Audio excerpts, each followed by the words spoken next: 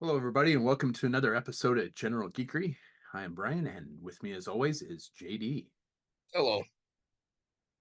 I think it would be remiss if we did not do a San Diego Comic Con episode. 'Cause At least for the toy releases, yeah, I didn't. I caught a little bit of news outside of the toy realm stuff, but um, I saw something about Robert Downey Jr. playing Doctor Doom. yeah. That's fine. Whatever they want to do, I'll trust them on it. We'll just see what happens. I That was funny enough. That was the only thing that I saw outside of the toy news was the Robert Downey Jr. announcing that he's coming back to the Marvel Cinematic Universe as Doctor Doom. Uh I'm looking forward to it. I think Robert Downey Jr. is the reason we have such a plurific and Well, yeah. awesome If universe. Iron Man and Iron Man 2 hadn't worked, there would be no Marvel Cinematic Universe. Um, Not in the way and, we know it. and like he said when he pulled off the mask, he likes playing complicated characters, and Doctor Doom qualifies, even if it is some variant of Tony Stark. You know what? I will always give them the benefit of the doubt. They know what they're doing. Um, so I am looking forward to seeing what they do. Um, As am I. Yeah, um, I think it would be interesting. As an aside to the Marvel Cinematic Universe, Deadpool and Wolverine just came out. JD and I both went to see it. Emma, my wife and I went to see it opening night, so we did not have to worry about spoilers. And holy shit, that was fucking amazing movie.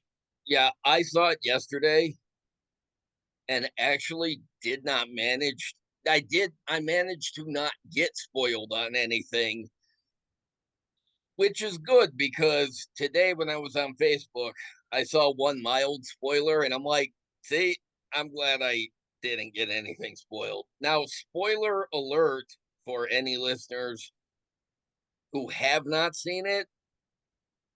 We will talk a little bit. We're not going to go into some deep dive thing, but we will mention a few things. And if you haven't watched it yet, I don't want to ruin your fun. The Yeah, fact is, some of some of the people that pop up on screen, it was an absolute delight to be surprised at. And I would not want to take that away from any viewers.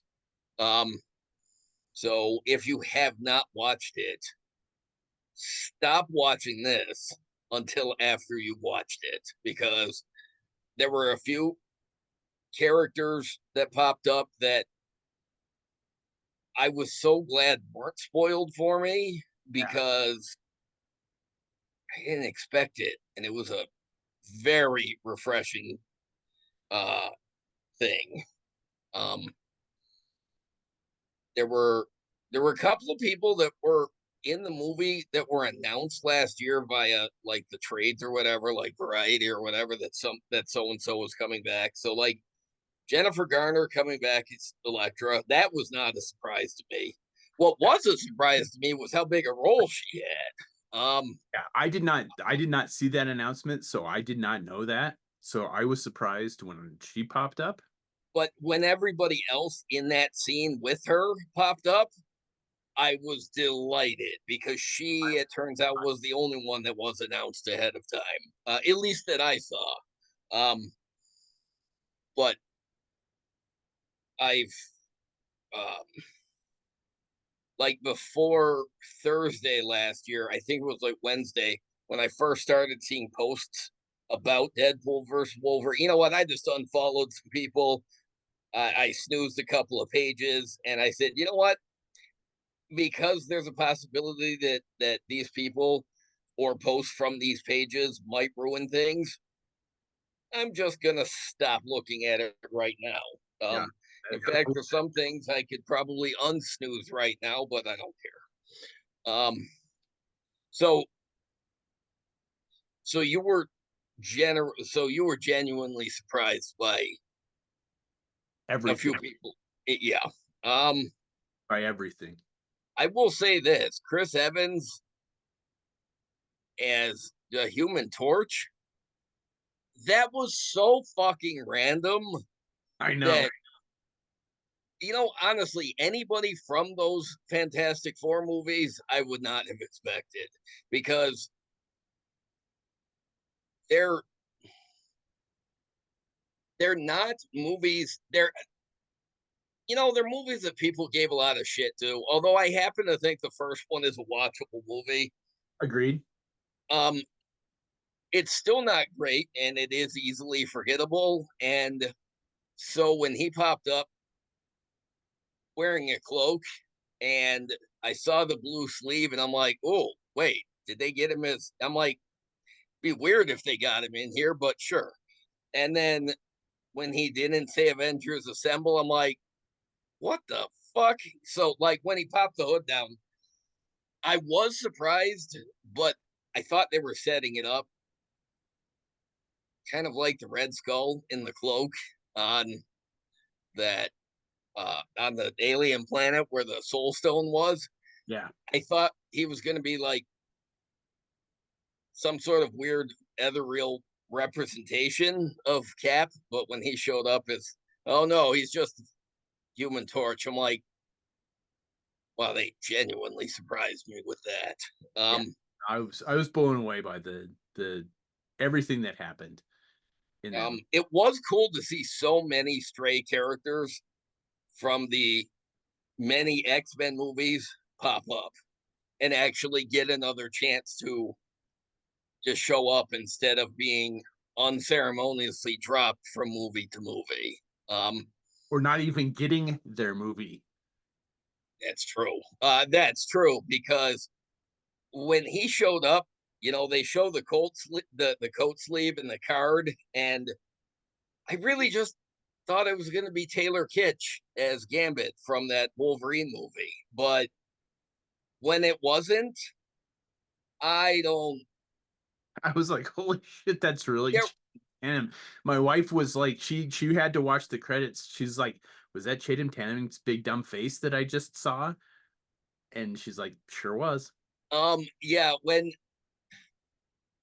there were other people in the theater with me yesterday. Like there were probably 10 or 15 people in there total, and there were there were audible responses on all sides of me because and there was a lot of laughter. So I'm like, okay, so all of these people are in on the joke.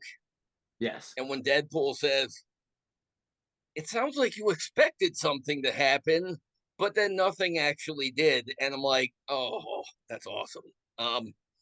But I did see a post from Channing Tatum today where he was standing with Ryan Reynolds after a Comic Con like 10 years ago when he was still rumored to be playing Gambit. And it was like a heartfelt thanks to Ryan Reynolds that he finally got the chance to play the character on screen. But I like that they did what they do with all of the Deadpool movies. And there was a lot of commentary on it, like, who is your dialect coach? Um, I Yes. was just a as a bona fide Gambit fan, I was delighted to hear the accent, even if it was goofy, because the fact is, Taylor Kitsch as Gambit in that first Wolverine movie did not have any sort of accent. He didn't have the Cajun accent at all, and that was my big disappointment with it. Was I'm like, he didn't even try to do the accent. Yeah. So I love that they overplayed it in this. Yeah, I Yeah. was quite happy about that. But the biggest shock for me in that scene, oh my god!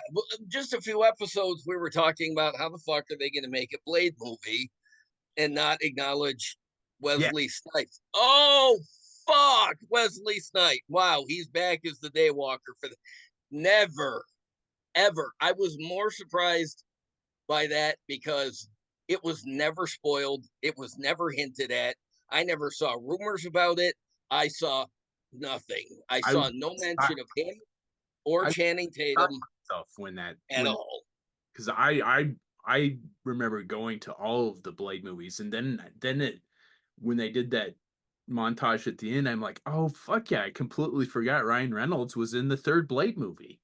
Yes, he was in the third Blade movie, and it was it was so cool to see that little behind the scenes thing from all of the Fox and the New Line movies that they done. Like Yeah, so yeah. it was like they even had clips from that hi Emily. Um Hi, I'm sorry. I don't we have another peach, but it's upstairs in Colorado, so it's not super I was convenient. gonna say I don't think it would do me any good right now anyways. Thank you. Um They're pretty good. I mean, Yeah, it's delicious. they're supposed to be Palisades, but they have to pick them so green. Anyway, there you go. Thanks. Sorry. oh, for God's sake, get a room, people. We have a Um room. This is the room. There's Yeah. many rooms. This is one of them. We got a whole house full of rooms. I was So gonna say you've got faithful dog companions with you too. yes. Um yeah, I see one in particular is like, share some fucking fruit with me. Say hi to Uncle JD. Yeah, Hi. they're Hi, fine. Jack. Hi, Alice. Oh, and Izzy. My God, you're all there. That's because I Um, had fruit in my hand when I Yes. came downstairs. So that's the surefire way to get the dogs to follow you. And Jack all will right, you're just it's okay to buy their loyalty. Um, good. That's good. um, I can't come in the back room before two of the cats are following me like, is he fucking feeding us again? Uh, No, I fed you assholes an hour ago. Stop it. but that Um, doesn't and they're hungry again now. um, Yeah. it really is the best. Yeah. Mhm. Um, So there you are. All Thank right. you. As you were. Bye. Yeah, it was I was just beside myself when when he walked in. um, I don't. He hasn't lost a step. No. The voice was right.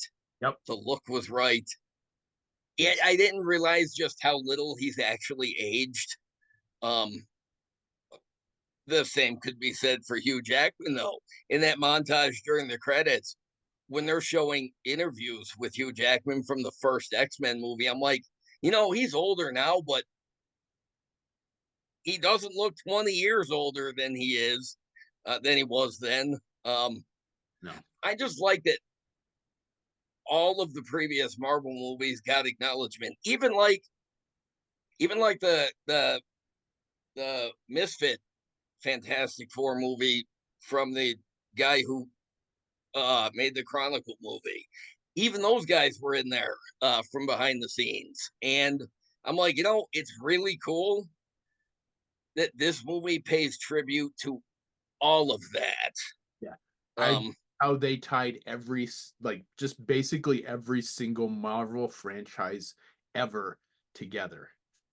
um, they they did this whole thing masterfully, and by bringing in the TVA, the Time Variance Authority in the first, just to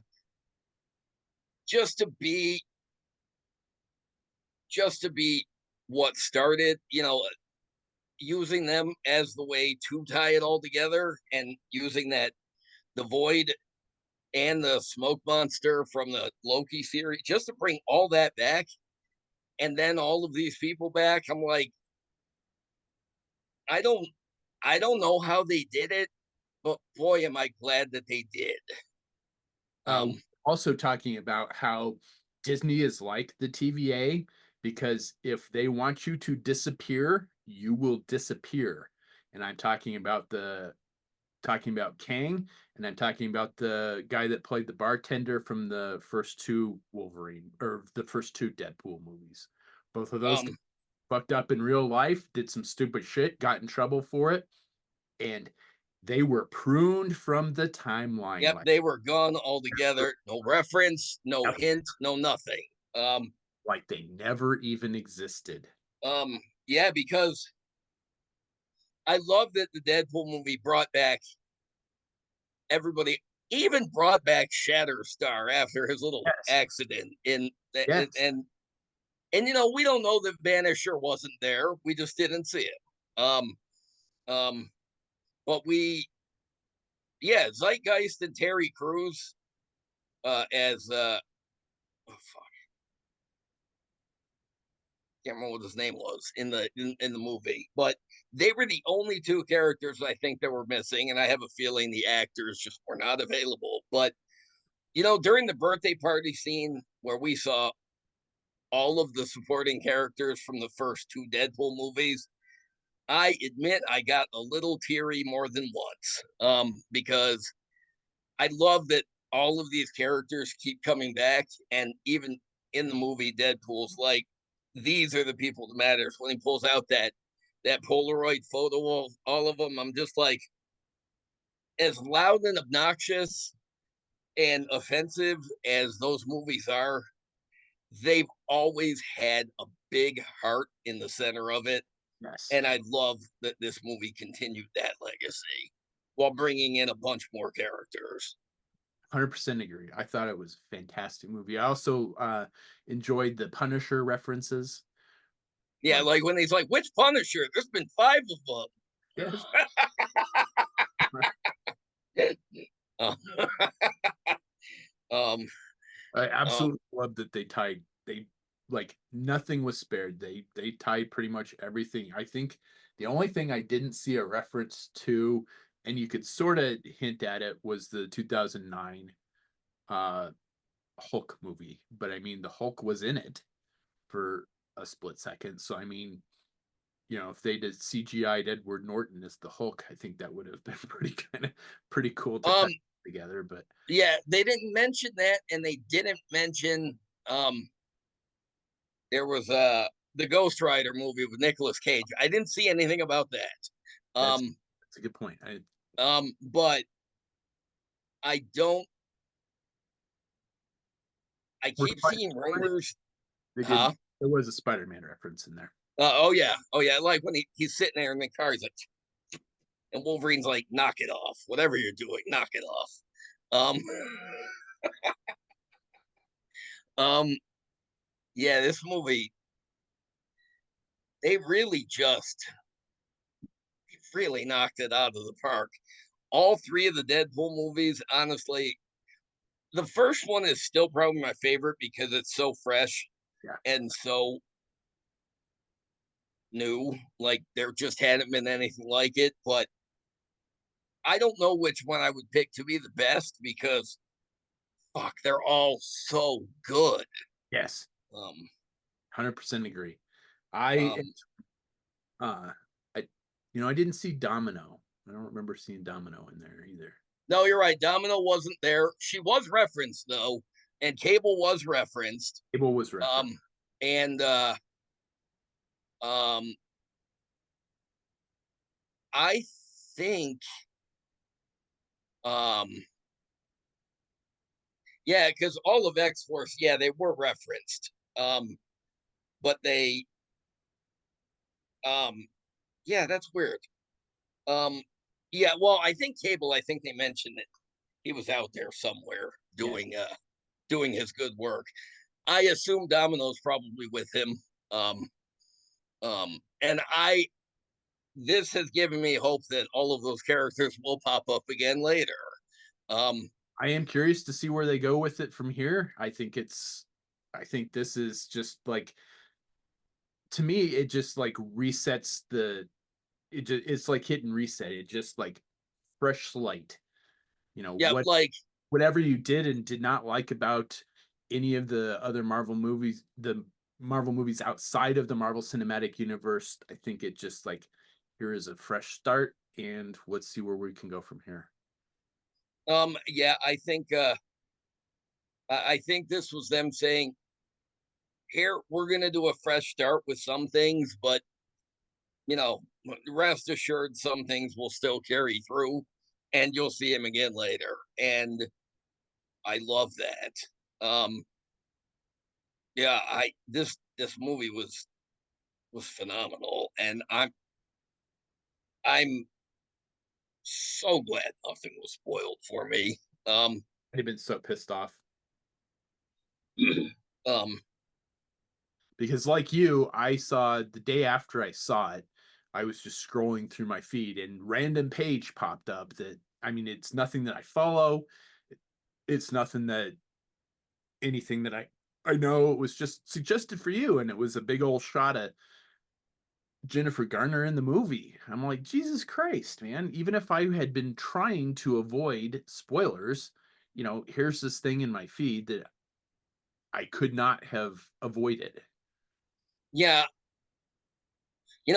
I get really annoyed when I see posts from pages that I don't follow on my timeline. It's like, what the fuck is this here for? I don't want it.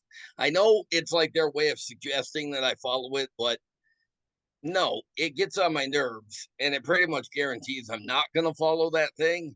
Yeah. But at least I didn't get spoiled on anything. So, um, yeah, I think I did see a little bit about some of the other Marvel stuff they have coming out.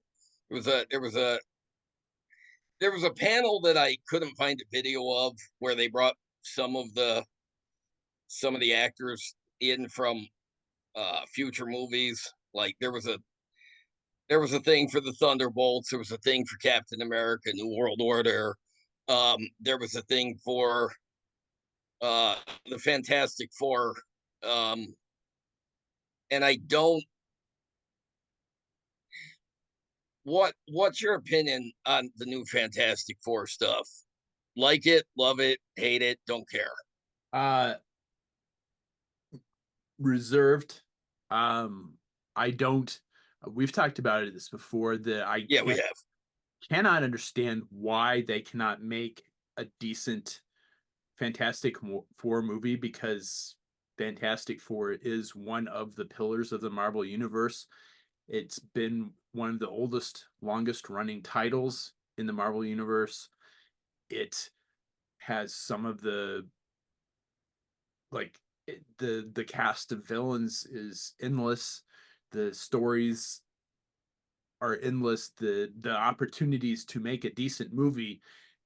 I mean, it seems like this should not be that hard of a thing because of how much source material there is. It's just like throw a dart at something and you're going to hit something good because there is so much stuff there. And I've never understood why they.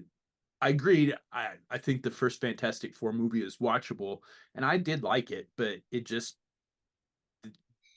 the I rewatched it 2 months ago just because it popped up on Disney Plus. It was in the because you watched these other Marvel or other projects from Marvel or whatever. So I did rewatch it. And while I do think it was a little too jokey and a little too goofy where it didn't necessarily need to be. um, like I do think there were a few too many jokes. I feel like they should have taken it a little more seriously. The cast was really good in those roles, especially the guy that played Mr. Fantastic in there, Ian Griffith. I really liked him in that role. And I really liked Michael Chiklis as Ben Grimm. He did a really good job. I think the casting was phenomenal. I think they did it Um, like Jessica Alba as Sue Storm. I think the casting was fantastic, but the movie was watchable. And yeah, it was watchable. I mean, the guy who played Doctor Doom, he did okay. It feels like they didn't really know what to do with Doctor Doom in that movie. But then I tried to rewatch the second one, and I'm like, fuck, it really did just completely fall apart. What they had going, what where they were off to a decent start with the first one, yeah, they just dropped it completely. Like 100%. they fumbled it completely for the second one. Yeah. It was more jokes that were unnecessary, and it's like all of the characters, they didn't know what the fuck to do with any of it. So they just started. It was like they were using jokes where they didn't know what to do with the plot. And if it wasn't for Doug Jones playing Norrin Red as straightforward as he did, I think everything in that movie would have been a disaster. But Doug Jones is great as every character I've ever seen him play. And even though they didn't seem to know what to do with him, at least he looked okay. Yeah. But fuck, they didn't know what to do with the rest of that movie. It was such a mess. And it just completely undid whatever goodwill that they managed to scrape together with the first one. Um, they just fucked that up completely. And Yeah. yes, Galactus as a cloud was awful, but by the time you got to that part of the movie, Didn't care anymore. I was gonna say I don't think there was any goodwill left. I think the rest of the movie had already destroyed it. Yeah. Um, Yeah. I don't know that I actually finished that movie. um, I did because I saw it in the theater, and I've seen it. I saw it one time on video or on DVD afterwards, and then I tried to watch it, what, 2 months ago. I did not finish it this last time. I did finish the first movie when I rewatched it. I did not finish the second movie. I got about 3/4 of the way, and I'm like, you know what? I have given this far more time than I should have, and I stopped. Um, Yeah. I just and that so this new thing that Marvel's doing, it might be great. It might not. I think it has a better chance, but I guess it's because I've never really been invested in the Fantastic Four as a property anyways. It does seem like it should be easier to do, and I do think, again, I do believe that the people behind the MC, they know what they're doing. They forever have the benefit of the doubt for me. I'm never gonna bitch about something before it comes in. I think that they can pull it off, whatever they're doing. I wish I could get more excited about it, and that's my whole issue. Like, I can't get excited about it. I I I I have this eternal wait and see attitude, and I just I wish I could, because I like Pedro Pascal. I love that guy in everything he's in, and the rest of the cast seems decent, even though I don't really know them.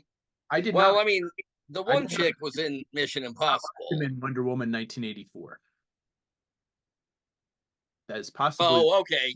All right. You know what? You're right. I that is love most possibly the everything worst I've seen movie I've ever Pedro Pascal in. Not that.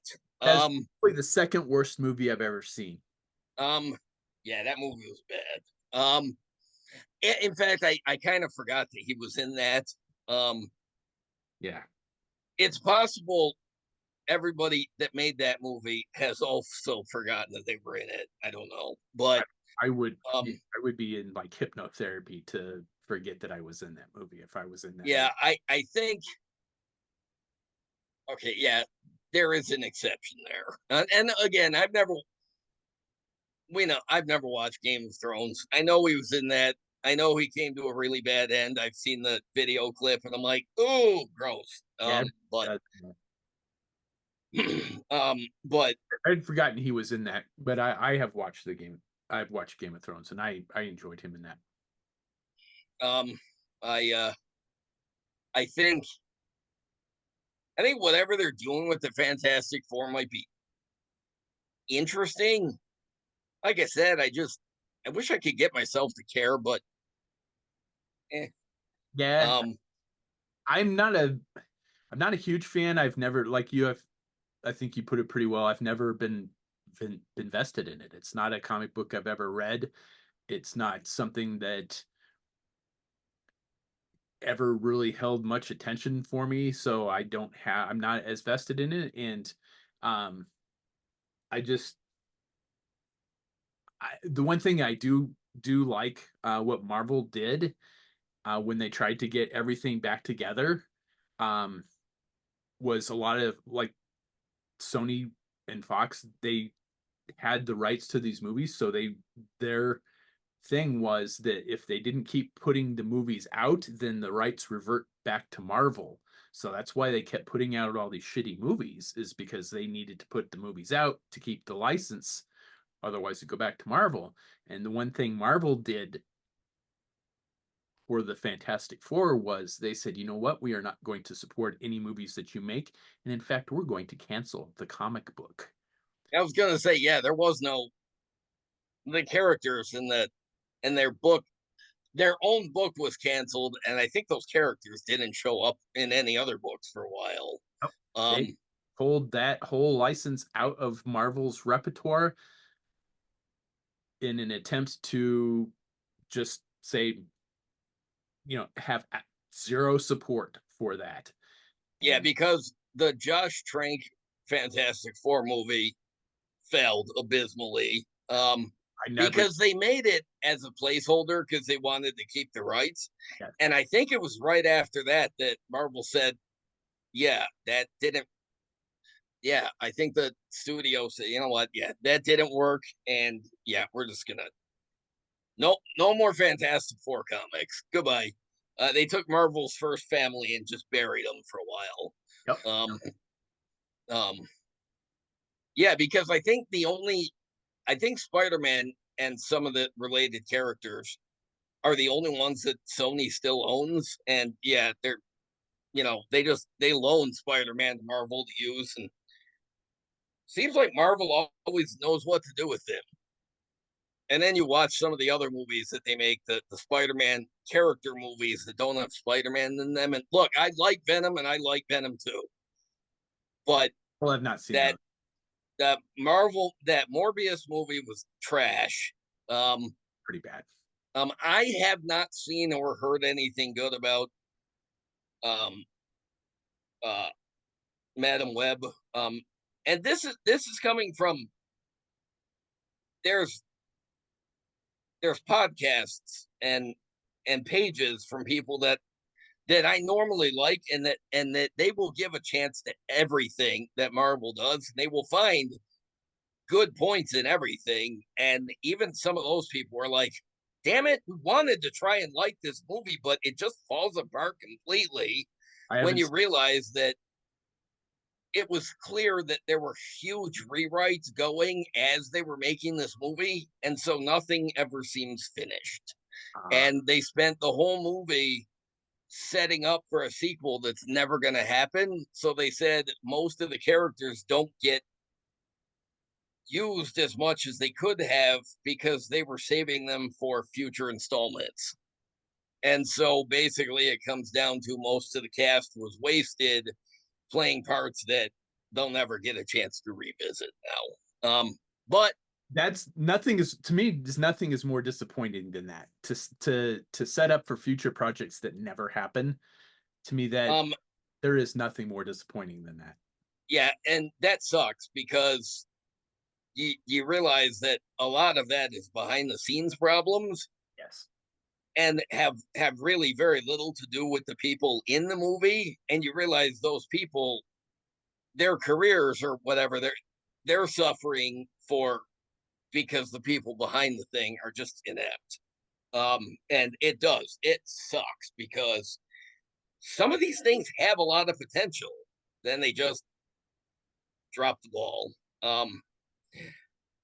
I think it's a um, matter of time before Marvel/Disney has all the rights back to everything they ever had. um, maybe the characters from Madam Web will show up in a much later movie made by Marvel that gives them some respect that the actor that the performers richly deserved and the movie fucked up on. Like, I don't know, maybe a Deadpool movie. Maybe they'll just Yeah. come back and make all of those things. Maybe they'll bring back Jared Leto as Morbius and make it respectable. I don't see how they could. That movie hurt my fucking brain, but I got through it. I don't know how. It didn't drive me to drink, but it made me wish that I did drink more. Um, um, just, It was disappointing. Emily and I went to see it too, and um, just kind of expected a lot more with having Matt Smith in it, and just wow, yeah, it was not good. it And was. I liked I am one of the few people that liked Jared Leto as the Joker. And I like Jared Leto as the Joker too. In fact, Joker's one of those characters that it's hard it's hard for me to see it as they fucked it up. I think he's a character that he's been portrayed so many different ways in comics over the years that I really feel like most on-screen interpretations of him do get something right. And I really did like him as I liked him as the Joker in Suicide Squad. I really liked what they did with him in Zack Snyder's Justice League when they brought him back. Um, yeah. Okay, so we're both amongst the fans of him, and I liked him as that character. Um, but everything I feel like, he's a good actor who does a lot of, he's odd, but he plays a lot of good parts really well. God damn it, that Morbius movie sucked. And he sucked in it, which is tough to do because it's like he played a quirky character that I just I don't know what they were thinking, but they should not have. I don't know what they did, but they shouldn't have. They just no, leave it alone. Um, I I think remember reading news about they were going to make a Silver Sable and Black Cat movie that never got off the ground. And honestly, after seeing what happened with Madam Web and Morbius, and there were a few other, I think, ancillary characters that were supposed. You know what? Maybe it's just better that they didn't. and I was Um, just going to say, I think that's part of like one of the problems right now for the Marvel Cinematic Universe is they have done so many movies with all of the Marvel A-list characters that it's like, okay, now what do we do? It's we can't keep making Thor movies. We can't keep making Captain America movies. They are, but at some point in time, you've got to move away from those and go into other characters. And they're going so far down the list that it's they're they're running out of the big names to make decent movies of. you know what? I like Shang-Chi. I like the movie. In fact, I really like the movie. I've seen that movie 3 or 4 times. I really like that movie. They don't seem to know where to fit it in the rest of the MCU. And look, aside of Iron Man 3 and Spider-Man Far From Home, ugh, there's very few Marvel movies that I actually just don't like. But I really tried with the Eternals. It was a decent movie for what it was. But they have no fucking idea what to do with it in in the grand scheme of the rest of the MCU. I do think Shang-Chi and Aquafina, I do think they'll show up again in other movies. I don't know if they'll make another Shang-Chi, but I do think they will show up again elsewhere. I don't know what the hell they're going to do with the rest of the Eternals cast because those characters just they were fine in their own movies, but I don't think any of them were interesting enough to show up in other stuff. Black Knight, he will show up again later, obviously. Um, Black Knight was an Avenger in the comics, and I could see him showing up in a later version of a later roster of Avengers. Maybe he'll show up in that Doomsday movie. I don't know, but Yeah, who knows? and maybe Shang-Chi will show up there too. And that would be great. But the Eternals as a property, I think it may have just been too wacky for the screen because I have never read an Eternals comic in my entire life. But I know it's very Jack Kirby, like he was all over it, and a lot of big ideas and a lot of I was never into the cosmic Marvel stuff growing up. So it took it took the MCU to get me on board with the Guardians of the Galaxy.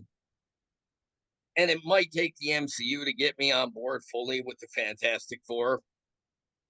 I know the Eternals really wanted to, but I just couldn't get there. Because the movie, the whole time I was watching the movie, I'm like I think they want to say something with this, but they just don't know what to do with it. And I don't know. Maybe they'll find some way to shoehorn them into the rest of the MCU. I'm not sure. I'm not sure because it from everything that I've seen, it sounds like they're not moving forward with that property at all. Yeah, I feel like they're leaving it behind. And again, I think it's too bad for the people that were in the movie because they had a really good cast. They just didn't seem to know what to do with it. Yeah. And I really feel like the Eternals as an idea, with the cosmic stuff with the Celestials and all, it all seems like a very cool idea. But it almost seems like maybe it should have been a TV series instead of a movie. Yeah, I could see that. Um, yeah, maybe they should have done that. Not that anybody would have necessarily cared. Not it may not have gotten a much better reception than the movie did, but it would have given them a lot more room to tell a more expansive story because they clearly wanted to tell a story that really explained or really utilized some of the cosmic, more trippy aspects of the extended Marvel universe in space. But I feel like it was all stuck in this 2.5 hour long movie, and I feel like they painted themselves into a corner with it. Yeah, Um, I think they narrowed that corner with the in trailer too. So I mean, it just like that made me not want the in trailer made me not want to see the next one even more. yeah, it was Which is a first. Normally, when you see the in trailer, you're like, "Ooh, ooh, ooh!" You can't wait for that. And then I saw that for the post credit sequence for the Eternals, and I'm like, "Yeah, I already don't need to see the next one." yeah. You know, I very vaguely knew who Pip the Troll was before that, but and I love Patton Oswalt, but getting him to do the voice of this character that just comes out of nowhere, and who was the other guy that was with him? Star The Fox. fire Star Fox.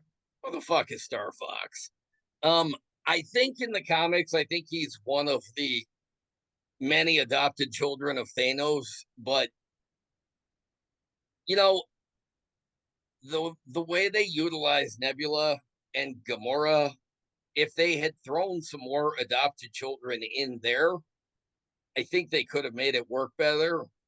But to introduce more adopted children of Thanos after Thanos is gone and his story has been told, it just seems And too late to worry about it. I cannot stand Patton Oswalt. I have no use for him.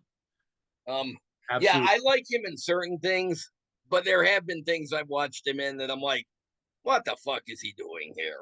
Um, but So when I heard that voice, it was just like nails on a chalkboard. I'm like, nope, I don't need to see the next one. So um, I think we beat that horse to death. Let's talk about some of the toy announcements for San Diego Comic-Con. Of course, the big one for G.I. Joe is the classified scale Rattler, which looks fucking amazing. It funded in less than 24 hours. It's already hit the first um, tier, and it looks like it's about last time I checked, which was earlier today, it's about halfway to the second tier. Uh, they'll make it, and they'll make it no problem. yeah, I agree. Because I think the third tier is the Baroness. pilot Baroness, and there's no way she's not going to fund. Yeah. Um, um, and that Baroness figure is fucking phenomenal Oh yeah, looking. looks amazing. Um, like, you know, I thought the head sculpts that the new head sculpts for the Baroness they made for the Crimson Strike set were good, but fuck, I think these pilot heads, I think they might even be better. Yeah. Um, The pilot Baroness, I mean, it looked, the first picture I saw of it, I thought it was AI art. I'm like, because it was done so well, and then I looked a little closer and saw that it was actually the action figure in front of the plane. I'm like, okay, yeah, that the Baroness figure looks fantastic. yeah, there's no way that's not going to fund, and people are going to go nuts for it. For that So, figure, I have zero use for a classified scale Rattler. I'm, I'm not.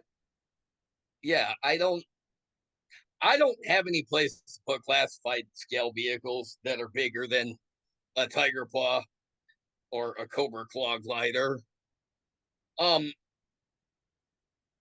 and never mind the monetarily, it's wildly impractical for me. But I think the price is not unreasonable. I think it's oh yeah, no, I don't think it's unreasonable. parts.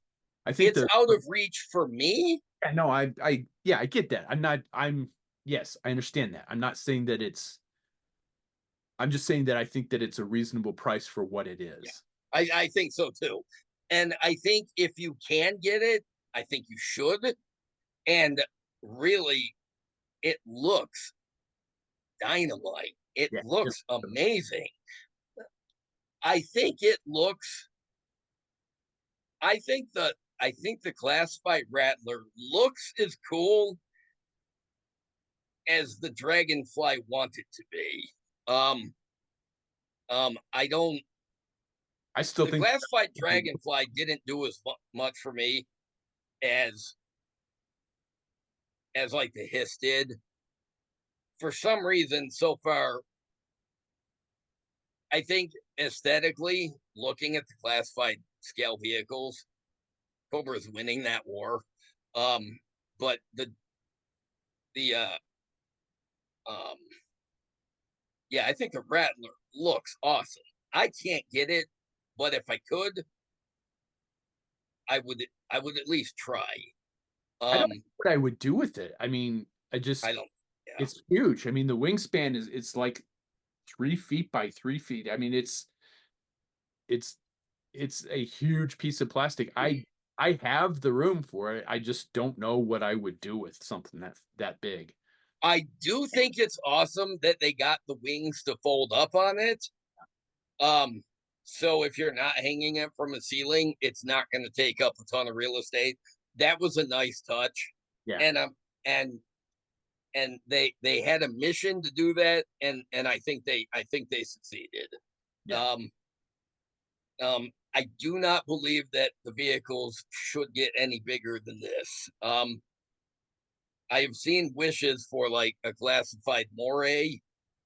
Fuck, that would be a big boat.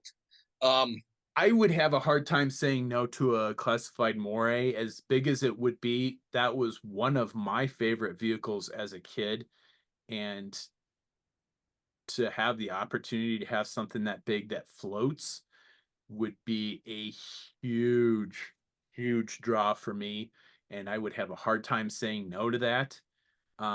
So I'm kind of hoping they don't do that because I don't need don't want to spend the money and I don't want to have the room. I don't want to take up the real estate, but if they did do that, man, I'd have a hard time saying no to that. um, I mean, well, I have a vintage Moray and it takes up enough room. I yeah, I can't was gonna say it's not like the vintage Moray was a small vehicle. oh, Um, um, but I have seen wishes for like a classified Tomahawk. Good lord, that would be huge. Um,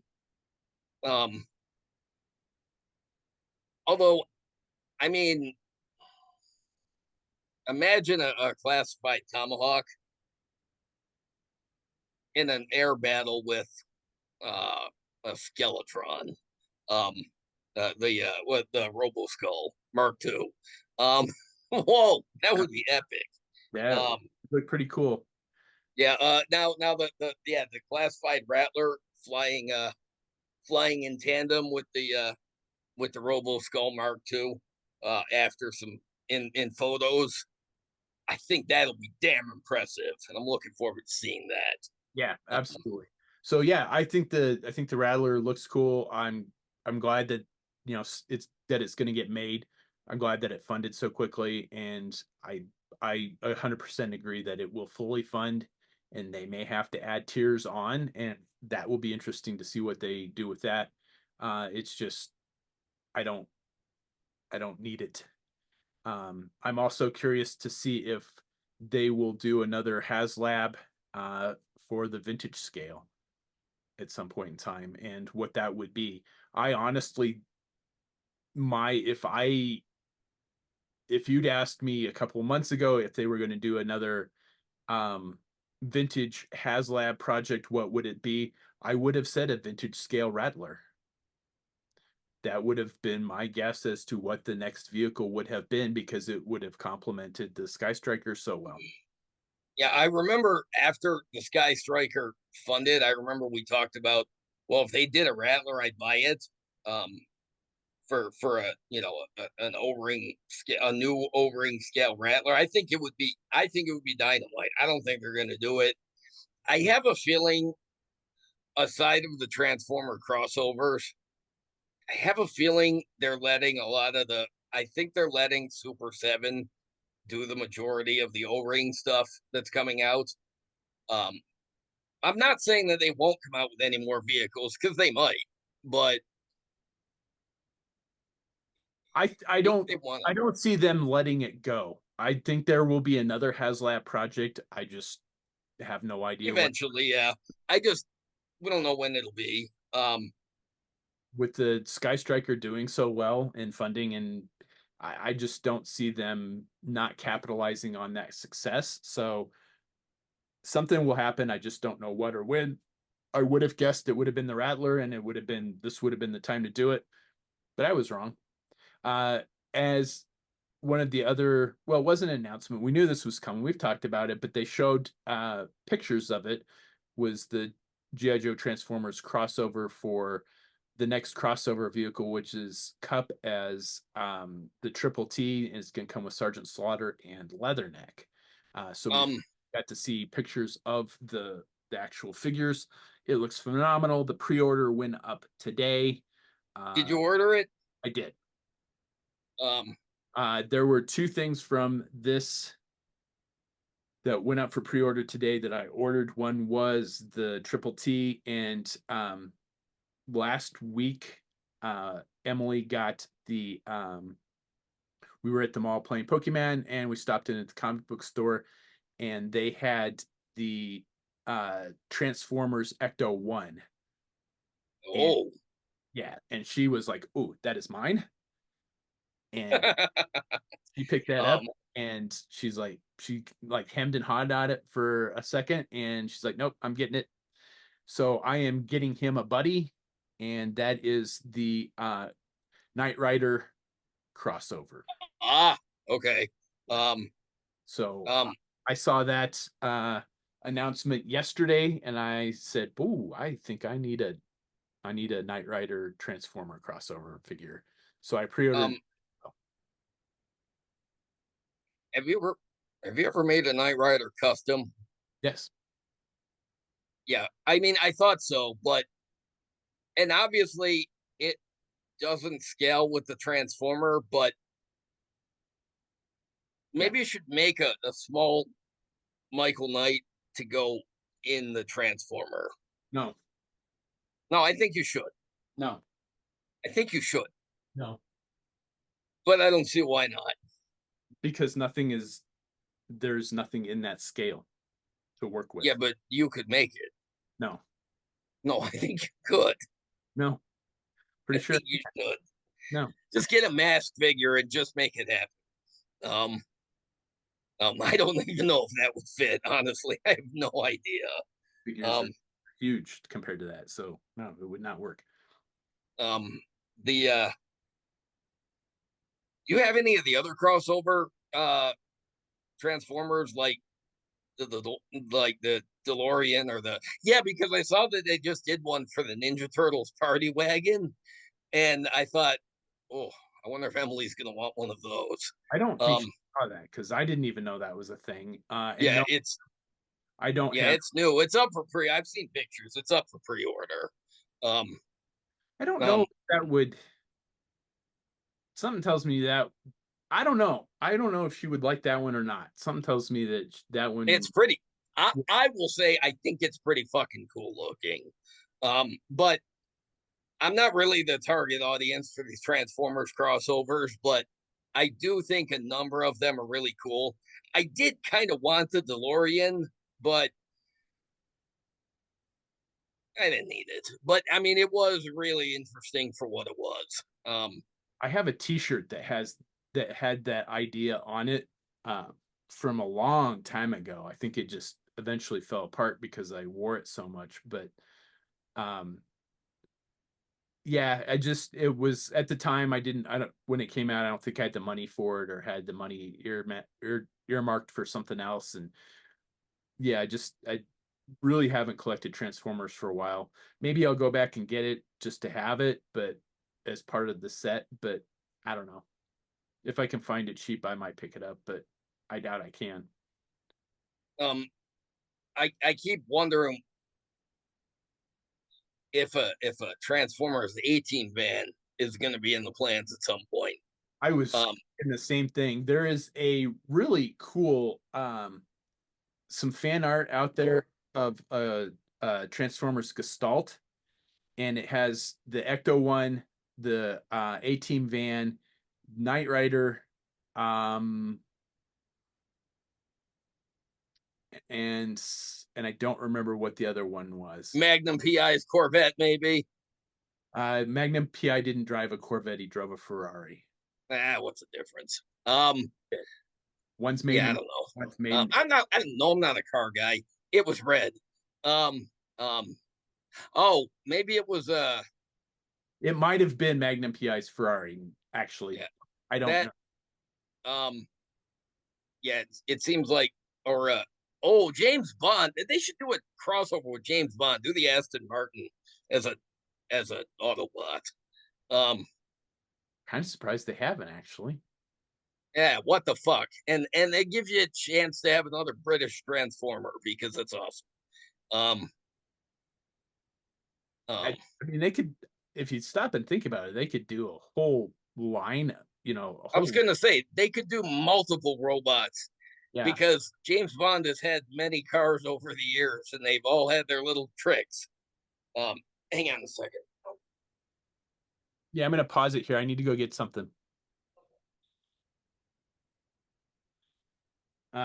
So other announcements for the classified line, um, the Gold Head Steel Brigade figure with the Twilight Crimson Guard Trooper, Yeah, which something like that. wants to It's be. essentially the stealthy Crimson Guard. Yeah, I was. I made a custom of it already, or well, I made a 4-inch custom, but I, yeah, I don't need it. I think it's neat looking. I don't need it.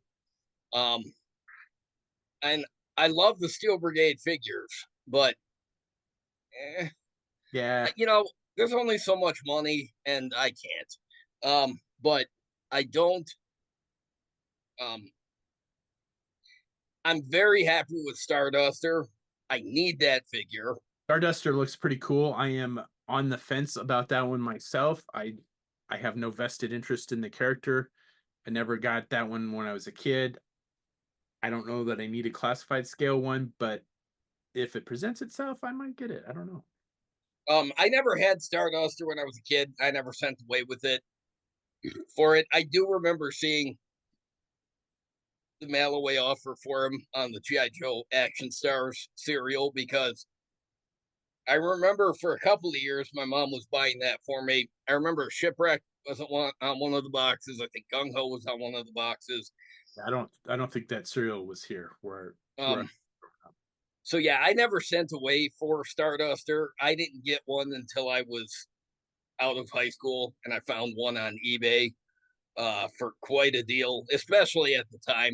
I mean, this was more than 20 years ago, but I remember being really excited to finally have a Starduster because I had seen stuff online about him, you know, for years, other than remembering the Malloway on the cereal box when I was a kid. Um, so he was on my radar. I just never had one.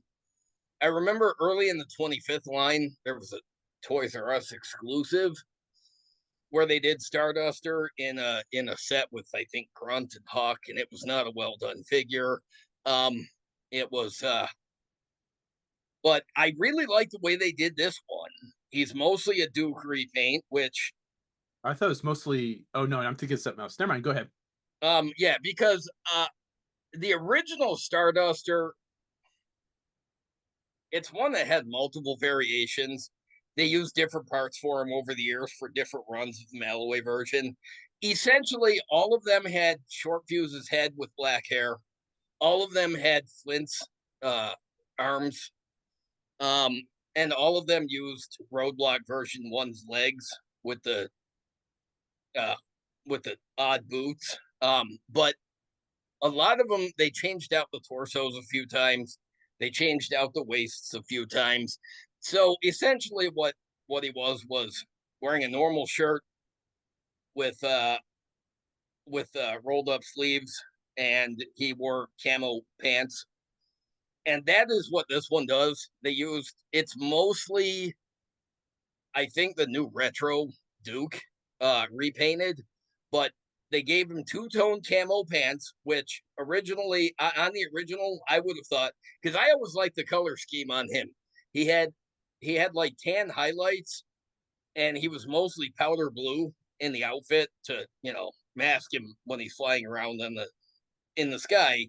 And then he had some light camo on his pants. And years ago, I said if he'd had two-tone camo pants, I think he would have looked pretty dynamite.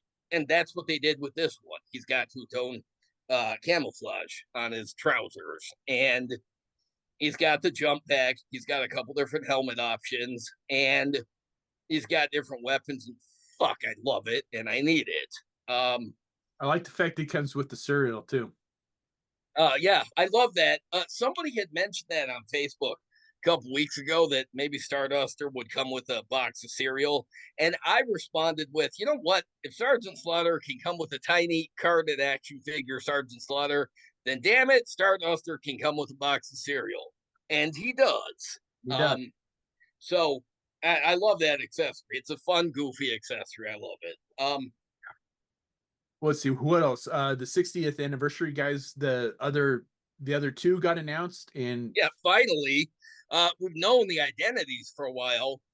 yeah, Like the Full Force had them listed as there was going to be a Marine sniper and a Halo jumper, but it took a long time to the see Halo pictures of looks them. amazing. It looks like a custom that I would make. I absolutely love the figure. I've already got it pre-ordered. The Marine Sniper was a surprise that it was female. Of course, I am a huge female custom action figure collector and customizer. That was a no-brainer for me as well. So I pre-ordered that. And let's see. I pre-ordered both of them. I don't have the other 260th guys. I wanted the Recon Divers, but I did not end up getting them. I am tempted to get a second Recon Diver and a second Halo jumper and make a seal custom. I don't. At some point, the temptation is going to give way to actually making it reality. I'm basically just waiting for you to fucking say that you're doing that. But I don't do 6-inch customs. Yeah, of course you fucking don't. You don't do a majority of your customs as 6-inch customs, but oh, you're gonna fucking make one, and I will not be at all shocked when you do. But I didn't get that. I wanted the Recon Diver, but I had just gotten Torpedo and I just gotten an Eel, and I'm like, yeah, do I? I may still go back and get that one at some point. It is the torpedo that should have been, in my opinion. I I really just I really want them to do another torpedo that gives us a head without the body glove around it. Use the same face sculpt, but give him just, if we're not getting in a land-based like fatigues torpedo, although I think they should at some point, just yeah, he needs a way to pull the hood down. So even if you're using the diver suit, he's not stuck with it. Although it's better than, although at least having the face exposed, it's better than our vintage torpedo where he was always wearing the fucking dive suit. Even in the damn comic book, he's I think there was a, yeah, they're standing out on the street and he's wearing his damn frog suit. So yeah, that was like a meta joke that was taken too far. But I will say there was one that I was disappointed in going into SDCC. We knew that there was a Raptor figure coming, thanks to the Full Force. I was looking forward to seeing what they were going to do with it because way back in 2022, when I got the Crocmaster figure, who I've never really had any particular, um, he's not, I had the 25th figures, I had the Python repaint, but I've never really had much of a penchant for Crocmaster as a character. But I really thought that they did so well with the classified Crocmaster, like the way the details they gave him, the menacing sculpt. I really, it made me say, even then, fuck, I really want to see what they would do with Raptor then in the 6-inch scale. See how detailed and how cool it could make it. So since he was on the list of expected figures for this year, I was actually looking forward to seeing what they were going to do with him. Because back then I remember making a Facebook post, or I was there was a post about what if they made some of the other characters from '87, and I said, well, I want to see Raptor with the headdress and the feathers and everything. I want to see what they would do with him with the sculpt. And there was one guy who responded with, just get the MCU Vulture and give him the Batman. I'm like, no, what I don't want to see is a high-tech turbine-powered wingsuit. I don't want to see that. I said I want to see the wings more like Sam Wilson's Falcon in the comics, where he's got the backpack, but he's got the wings on his arms. And or I wanted to see like Condor Man, like that movie where he was wearing the bird suit, and it was like the wings were actually more like a hang glider setup, and he wore them on and that's what I was hoping for with Raptor. Wah, wah, wah. I Where was crushingly disappointed. As soon as I saw those fucking turbines in the wings, I was out. I'm like, that is the one thing I did not want them to do. And it is the one fucking thing that they did. So you've got this dynamite sculpt for Raptor himself, yeah, it like looks the headdress and the feather collar and the feather on his arms. They look great. They're super detailed. He's very traditional looking.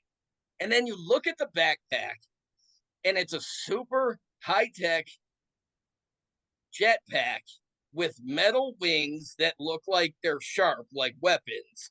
And so from the front, if you ignore the wings that you can see, he looks like a traditional guy dressed as a bird. Then you turn him around and he's got this crazy high tech MCU style turbine backpack. And I'm like, why? You know what? If they were going to go that route, don't do the accurate feathered headdress. Don't do the accurate feather. Don't, they just, it's a big contradiction. And I hate it. I went from being very, like, optimistically curious to see what they were going to do with it to, well, at least I don't need to buy that fucking figure because it looks great. But that backpack fucking ruins it. I completely disagree. The high tech stuff is my jam. I think it looks fantastic. I don't need the figure. I'm not picking it up. I have zero use for Raptor. Raptor was one that I tried to do a reimagination of for my customs. It didn't quite come out how I had envisioned it. It didn't suck, I don't think, but it didn't quite come out how I wanted it.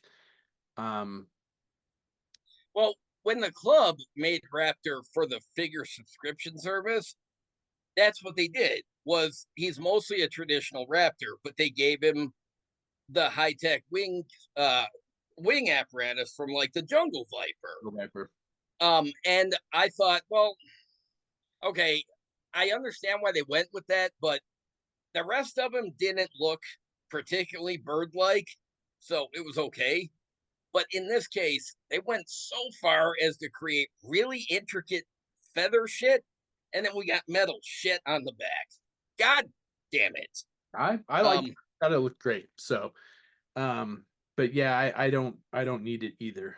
So what else? Of course. Xandar. They showed the render for Xandar.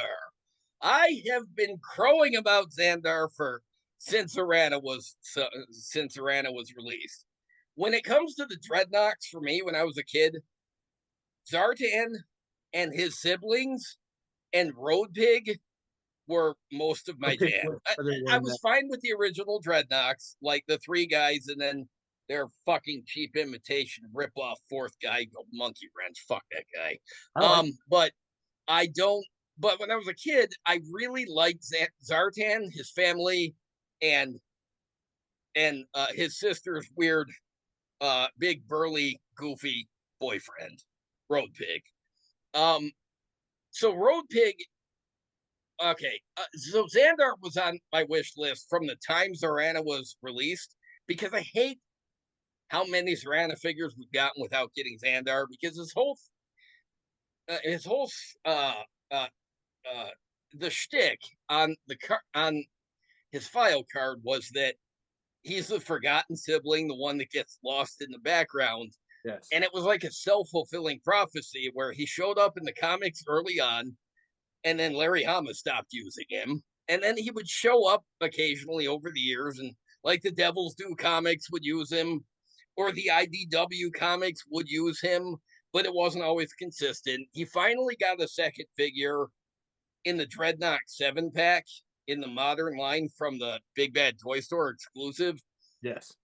But so he has exactly half the number of figures as his twin sister, Zorana. But I've been, ever since she was announced and shown, and she was really great, I've been wanting to see a Xandar, and I got annoyed that, I mean, I was happy when he was finally announced, but I was annoyed that we had to wait so long for him. But now that we've finally seen a render, fuck, I am not at all like, he looks great. They updated him where I figure they needed to update him,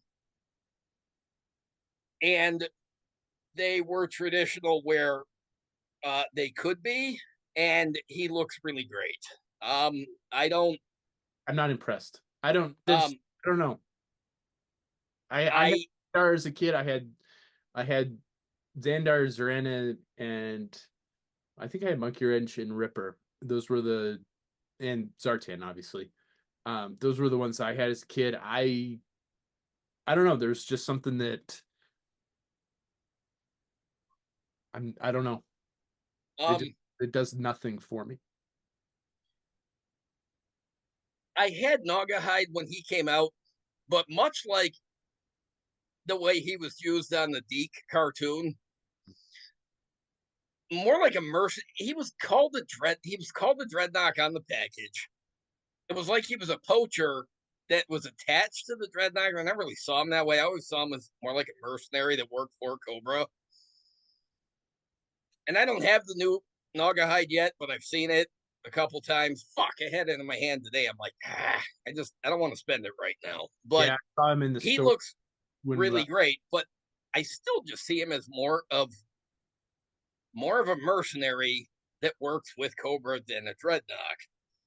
But aside of Xandar, Road Pig was on my list.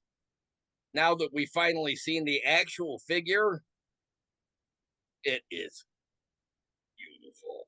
It It's is glorious. I right. know, I know you responded with there's nothing glorious about Road Pig. Technically, as a character, no, but this figure is fucking fantastic. They did a good job with the figure. I have zero use for Road Pig. I enjoyed his appearances in the comic book as a kid. Did not have the figure. Did not have the figure as a kid. I did have the 7 pack from the Big Bad Toy Store exclusive 7 pack. I'm pretty sure I used it in a custom. Couldn't tell you what I used it in, but I know it got customized. Um, it it it is a phenomenal figure. The accessories look amazing. I love the fact that it comes with a dog. Yeah, Uh, I'm hoping they reissue that dog with a Cobras with a classified scale Night Adder at some point in time. I was thinking that too. I was thinking that too. Well, after we got Mutton Junkyard, I'm like, repaint this figure and repaint this junkyard in mostly black and gray, and we could have Night Adder's dog, who did not have a name in the Pursuit of Cobra toy line. Right. But I like that Road Pig has a pet dog. I really like that he's got an alternate set of armor with the actual warthog helmet, and like he's got that war axe or that war hammer with the really intricately sculpted Yes. metal pig that looks like the wolf battering ram from the Lord of the Rings movies. Yeah. I really love that. I love the head sculpt. I'm not crazy about the open mouth head sculpt, but that's okay because I think the neutral head sculpt looks great. I love how they updated him. I love that he's big. He's huge, just like Road Pig should be. Um, but yeah, I had Road Pig when I was a kid, and I loved it. Um, I was very happy with him. I am very happy with this classified update. I'm really I don't think they could have done any better. I wouldn't have wanted them to go in a different. I'm really happy with what they did. Um, and yes, I pre-ordered him, and I pre-ordered the 60th, the Halo Jumper and the Marine Sniper. I think the other I got in. What's happened? No, I was gonna no. What were you gonna say? I was gonna say, just gonna keep going with the last announcement that I recall for the classified line was another 2 pack, and that was the Falcon Night Force Falcon with Coral. I I like what they did with both figures. I love that they're making a classified version of Quarrel.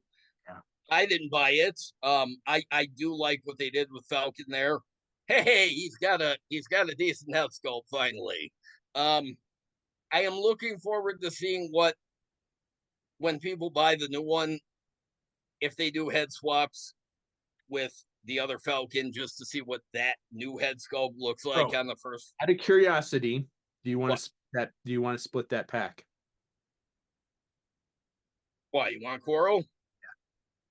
Uh, yeah, we could do that. Yeah, we could do that because I've got my own updated custom of Falcon where I switched the head out and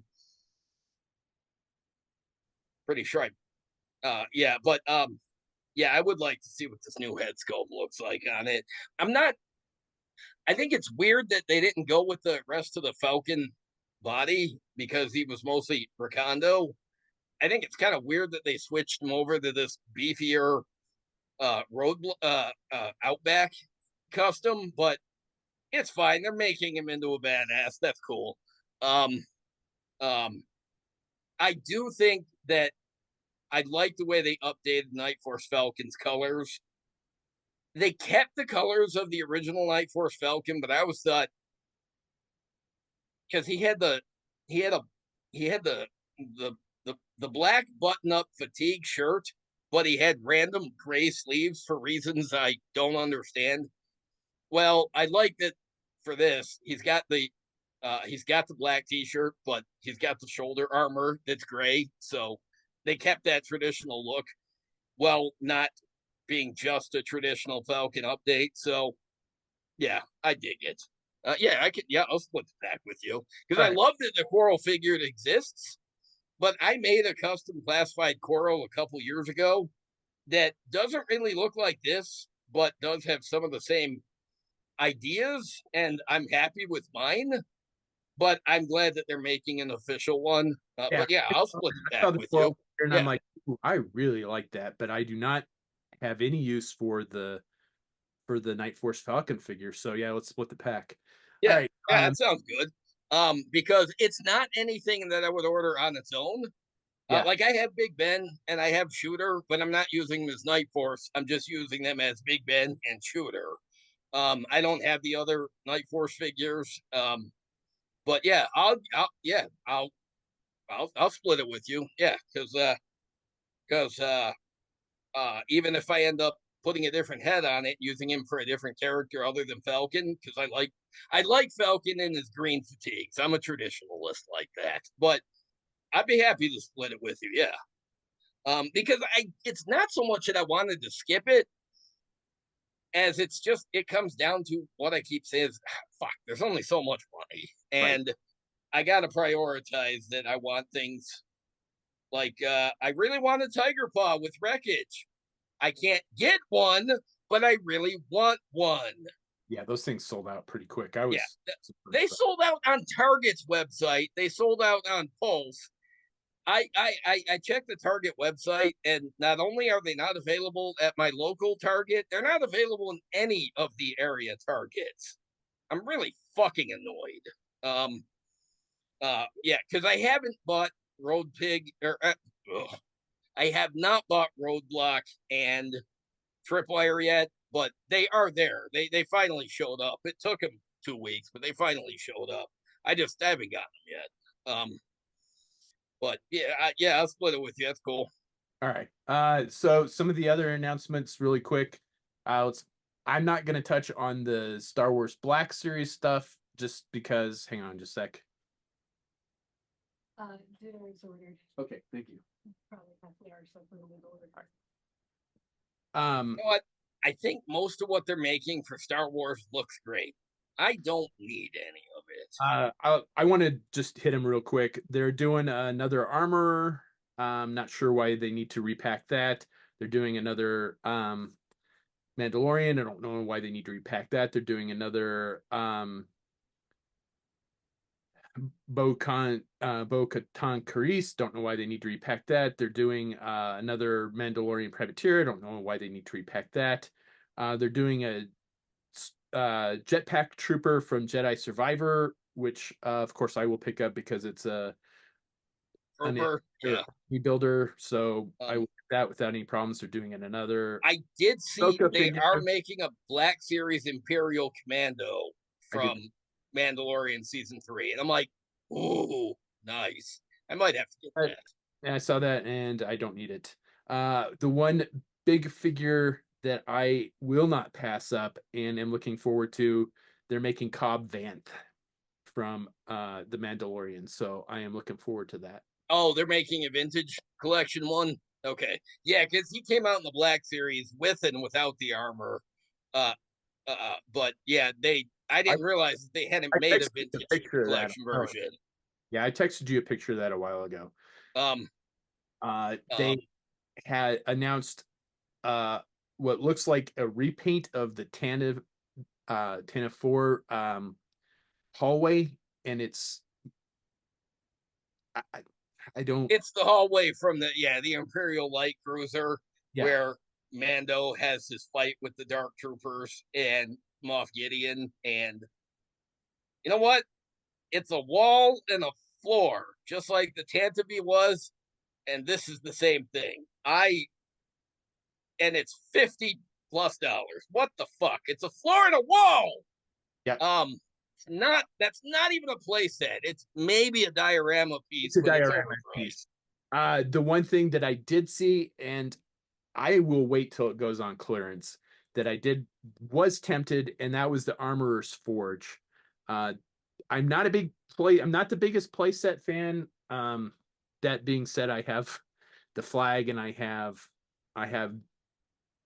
a Terradrome, and I have a general, but man, I do like the Armorer's Forge playset. The Forge playset is really intricate and really cool. Like it's got the Forge itself with the flame effects sculpted, but it's got this extra piece where she kept all of her tools. Yeah. Yesterday, I saw a Facebook reel of Emily Swallow, the actress behind the Armorer, playing with with the Forge playset, and she's basically trying to pick the whole thing up and carry it off.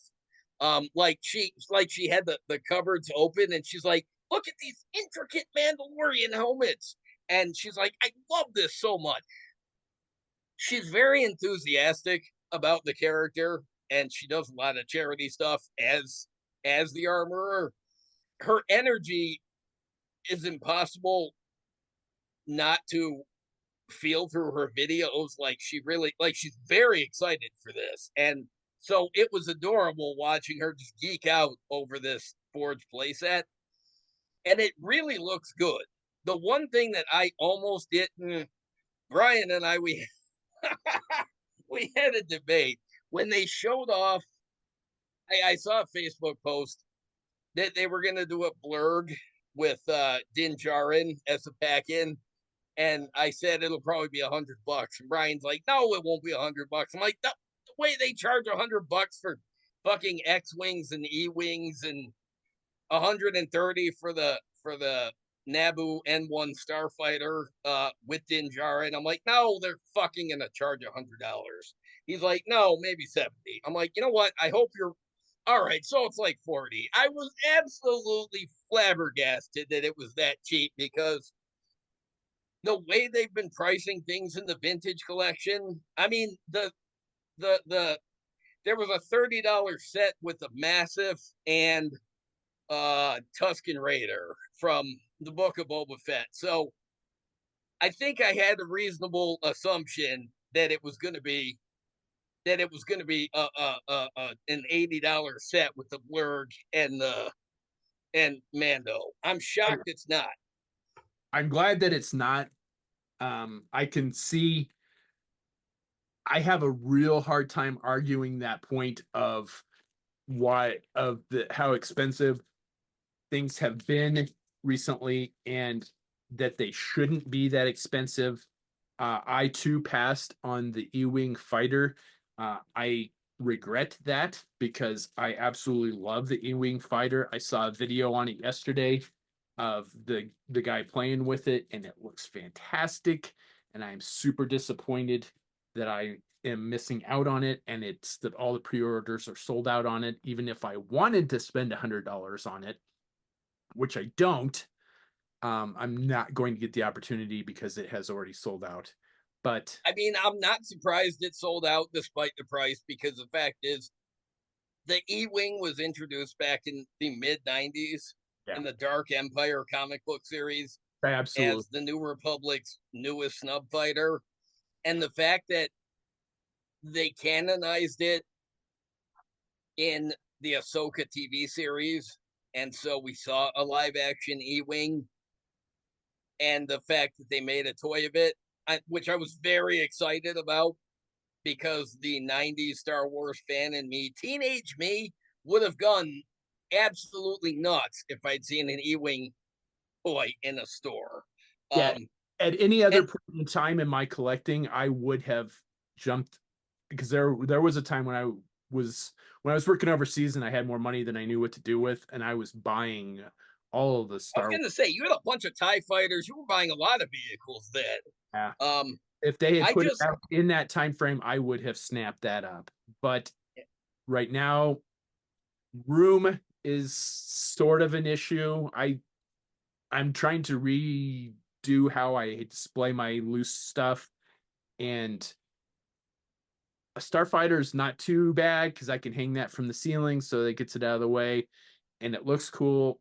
And I'm really disappointed that I'm gonna miss it, but I have a feeling that it will probably get repainted and reissued at some point in time. So we'll probably get another. I cannot see this being the only time this vehicle comes out. probably not. I mean, when they solicited it, I was very excited.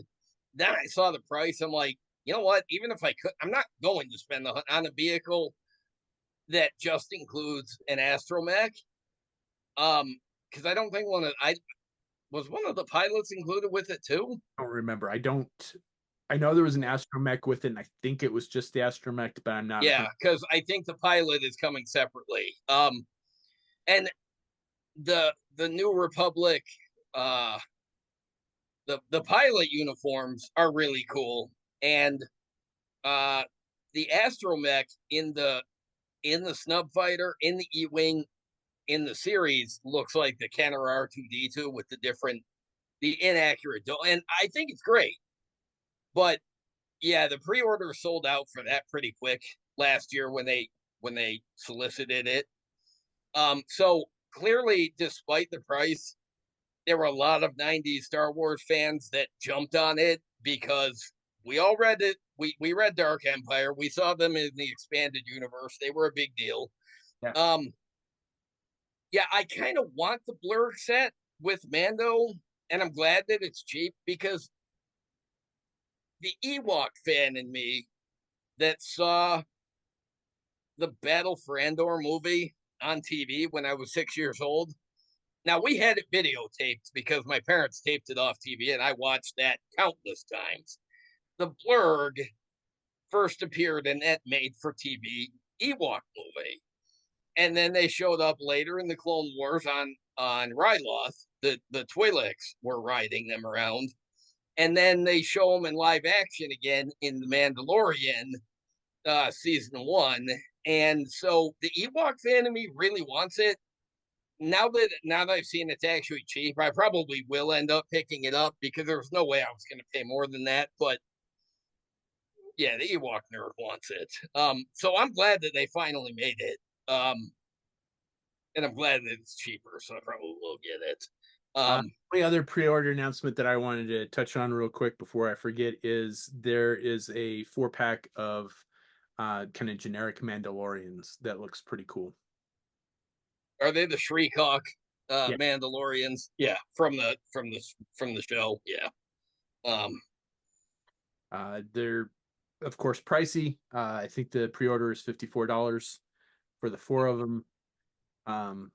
So about $12 a figure, which I mean, it's not too bad.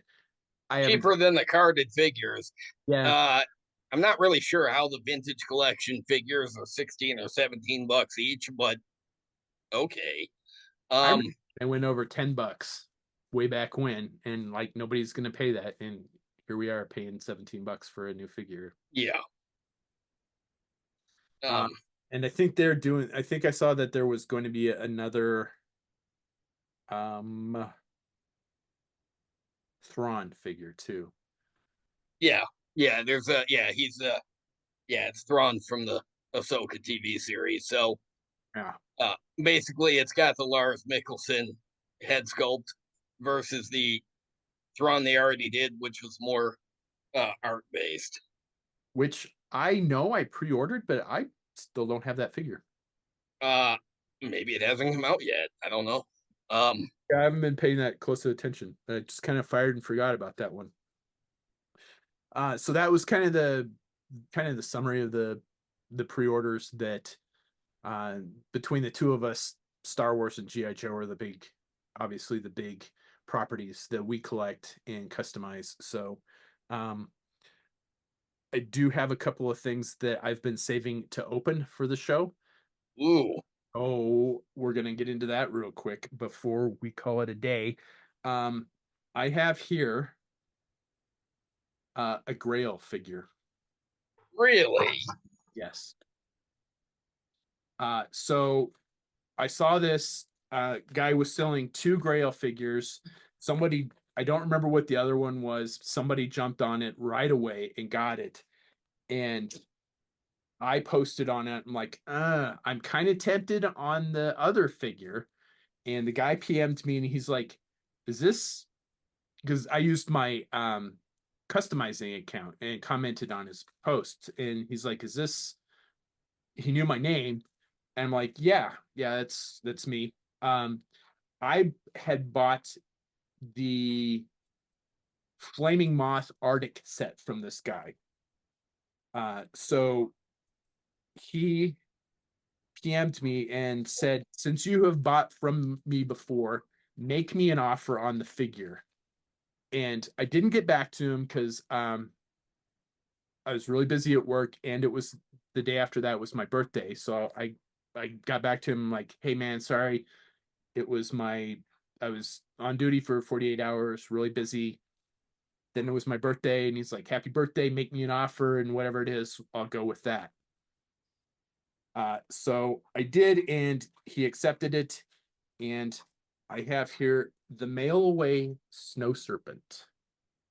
Oh, Snow Serpent version 3 Yes. from the 1993 Mail Away Arctic set. Oh, sweet. Yeah. This is Oh, I've never owned that figure. I've always wanted it. and it is absolutely beautiful. I mean, it looks brand new, tight joints. I don't think it has. No, he's got no. I was gonna say no elbow cracks. The tampos are beautiful on his boots. I mean, the white is pristine white. I mean, there's little yellowing to the inside back leg, but aside from that, it Oh, is it's beautiful. It's immaculate. beautiful. It is. It is. I've never seen one this clean. I've never seen one in person, and I've never seen one this clean. Yeah, that's one of those figures. I've never seen it in person either. I think the only figure from that set I ever have seen in person is DJ. But I like that repaint set. But oh, that's so good. And as a true Cobra aficionado, and I have almost every Cobra figure ever made. I was Like, gonna say you've got just about all the specialty troopers. I have all of the specialty Vipers with the exception of a couple from conventions, like really rare convention sets. I have all of the specialty Vipers. I even have a Ninja Viper, which is also a Grail figure. But I never thought I would get this one because they are super expensive. But Yeah, I would say they're real hard to get those because there was 93 Hasbro Direct made a bunch of Malaway sets. Like there were 4 figures in the sets, and a lot of them are very hard to get nowadays because they were only offered for a year or two as a Malaway, and towards the end of the line, and yeah, a lot of them were hard to get. So, oh my God, you've got that Snow Serpent. It's beautiful. I love that color scheme too. It's so different and interesting. it is. It's very 90s without being ostentatious. And Yeah. I think they did a good job with it. I'm super happy to have this in my collection. I'll probably go back and get some of the accessories from the same mold, just so he has gear to go with him. Probably, Yeah, because those Malaway sets, what they didn't do was include any of the original figures that got repaint the gear from it. So the 1991 Snow Serpent that came with a neat rifle and a pistol and a snowboard and a backpack and a rocket launcher. None of that was included, and I think he just had a knife or something goofy. But yeah, the 1991 accessories with that figure would look awesome. 100% agree. So I am going to sit down and look for those later today. But this is one I never thought I would get this one in my collection. Super happy to have that, and super excited that I was able to do the unboxing on the show for this. That's so cool. That is so cool. I'm happy for you. Yeah, I am super happy with that. It is a beautiful figure, and yeah, that was one that I didn't. When I've been putting up my figures on the shelves out there, I've been leaving spaces where I know that I'm going to fill in holes in my collection. This was not a hole that I had left open because I'm like, Nice. I will never see that figure. And I think it's cool that the guy was like, I've got one for you, just making off. I think that is so fucking it's like a gift from the universe. it really And it was really considerate of him to say making out, because you bought from me before, and well, eh, and I didn't get back like to him that's for a couple of days because he PM'd me. He's like, "Is this you?" And I'm like, "Yes." And then I went on shift, so I didn't get back to him for like 3 days. And I'm like, "Sorry, I was on duty. I was busy." Like, it's cool you didn't lose out on it like that. That's awesome. and then yeah, then the next day was my birthday, so I'm like, I didn't respond to anybody on anything on my birthday. And the as an aside, one of the other things that I want to unbox I got for my birthday is from my co-host JD, and JD got me uh Yay. the 6-inch Dengar figure. Um, yeah, Brian's like, I texted him because I got the Endor Commando from an Amazon sale, the 6-inch Black Series Endor Commando, and I told Brian, I PM'd him, and I'm like, they're still on sale if you want. He's like, nah, I don't know, but he's like, but I do still need the rest of the bounty hunters from the Black Series. I said, well, which ones? And I said, well, he's like, I said, well, Ollie's here has Dengar, or at least they had him. I could go look for him. I said, all right, I'll go this weekend. I don't know. Like an hour later, I ended up going to Ollie's. I found it and I sent it to him. And I always joke that Dengar is the least of the bounty hunters, but I got to say, the Black Series figure of it is really It good. is. I as much as I I have a thing about the Star Wars Black Series because I don't. To me, it's the one thing I like about the classified figures is they're new figures, right? I mean, it is, with the exception of the retro style figures, I feel like I'm getting a new version of the character, which is fantastic. When I get the Star Wars figures, I feel like I'm just buying a figure that I already have in a different scale, and to me that perturbs me a little bit. Um, but the bounty hunters are a huge thing for me ever since I was a kid. I was going to say, the bounty hunters from the Empire Strikes Back are, I think they're a highlight for most fans from when they were kids, because Kenner made all 6 of them and they gave them all names. Yes. And it, I mean, it's the scene in the movie is 1 minute and 30 seconds long, Right.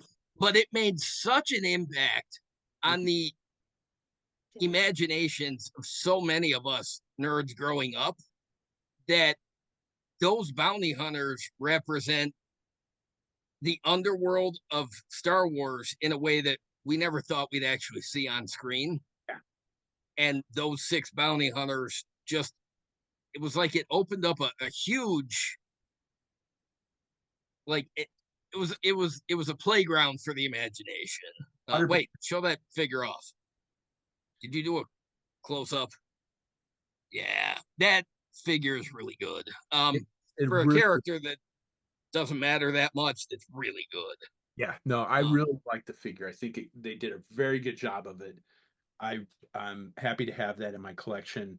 And on the heels of that conversation that we had, I did go back and get the other 2 because they were on sale for Amazon Prime Day. So I went and picked up the last 2 6-inch black figures that I need for my collection, and that is Zuckuss. I was gonna bring in IG-88 and Boba Fett and open them on the show, but I forgot, so I'm not actually Where's sure. Bosk? Bosk is already open. I'm not sure where he's at either. Now that I think about it, I was gonna say, how do you leave out Bosk? I don't think I've opened those yet. Well, you can open them next episode. Yeah. But so you needed Zuckuss and 4LOM to finish off the lineup. Yes. Ooh, I like the soft goods cape. That is pretty cool. I've never actually seen the Black Series of those 2 bounty hunters in person, so this is the first time I've seen Black Series Zuckuss up close. Wow, he's really fucking good. Yeah, no, they did a fantastic job They with it. did a really good job on him. So I am not disappointed that I picked him up. He was a little bit more pricey than um, Forlom was, but that's to be expected with the soft goods cape. Um, Yeah, where for LOM, he's a protocol droid with an insectoid head. yes. Although he's badass looking and not to be trifled with. Yes, I will agree with that. And all right, there he is. Oh, he's so fucking cool. Yeah. Those two characters are so fucking cool. Yeah. They've always been played off as partners, bounty hunting partners, and um, so they were always having adventures together in the expanded universe.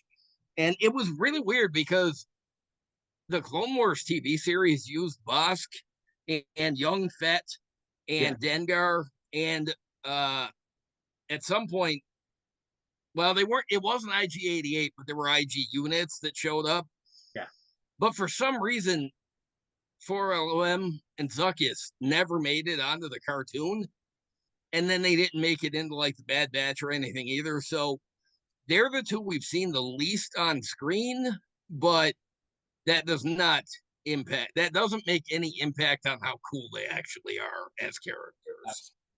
And that is the exception that I have made for the Star Wars stuff is the bounty hunters. The one other exception, and will come as a surprise to no one, is the Death Trooper.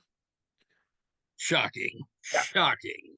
I mean, growing up, look, I love those 6 bounty hunters from Empire, even though I joke about how lame Dengar is. When you put him up as part of the lineup, he's not lame. He's goofy on his own.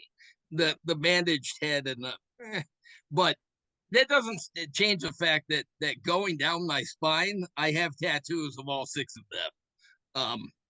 In like little boxes going down my spine, so it looks like my spinal column. I've got those 6 tattooed because fuck, they're cool. Yes. And oddly enough, I don't have the Black Series versions of any of them, and I'm wondering what the fuck is wrong with me. Yeah. I need to get them inside. I got a bunch of Black Series figures.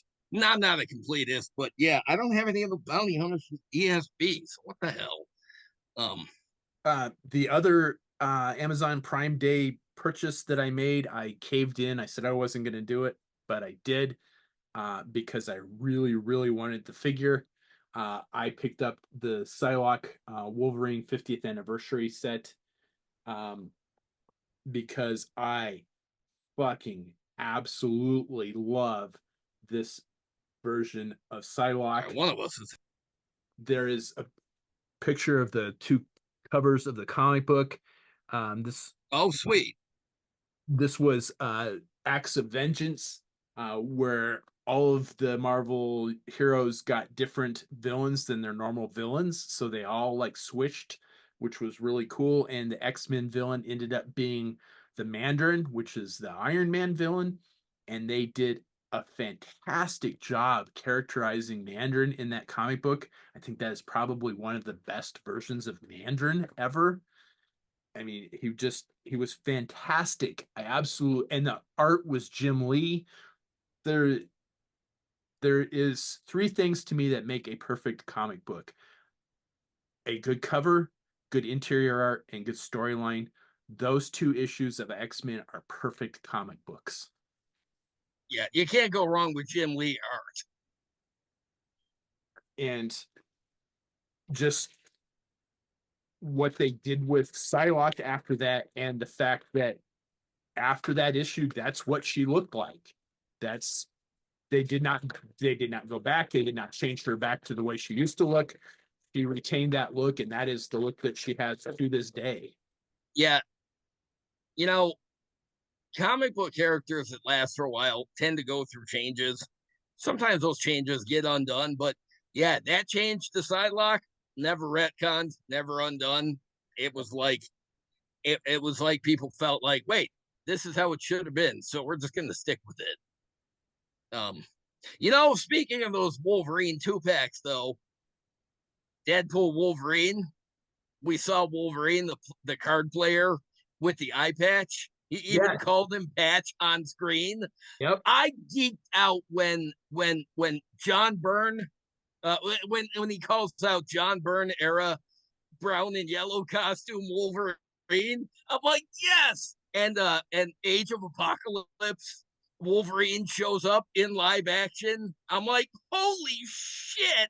Yep. And then Pat shows up. I'm like, oh fuck, I kind of want the Patch of Mr. Fix-It Marvel Legends set now. Damn it. Fuck, that's cool.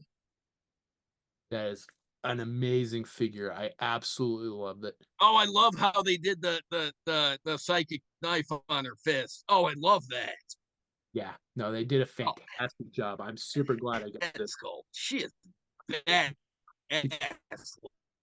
Comes with a alternate head, like psychotic, sociopathic smile head. So perfect. Straight out of Jim Lee's art. Yep. Yeah, I gotta say that Goofy movie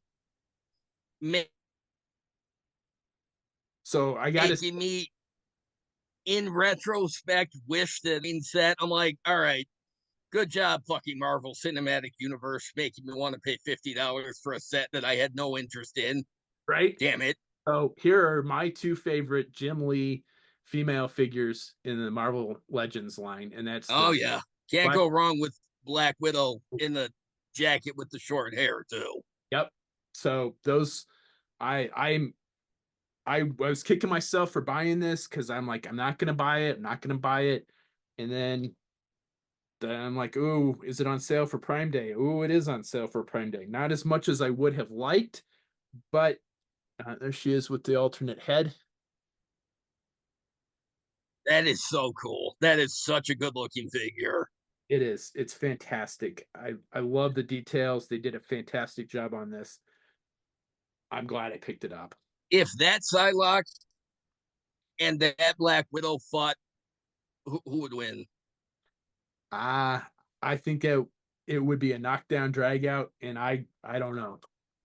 They might end up, it might end up being a draw, but they would both be battered and beaten to shit because they're both serious warriors. I think the psychic knife might win it for Psylocke, but I think it's one of those ones where that whoever wins, there's going to be a rematch, and the other one will win the next fight. And there's the Wolverine that came with it. Not particularly impressive, but it's a nice. Oh, definitely. This is my first 6-inch Wolverine figure.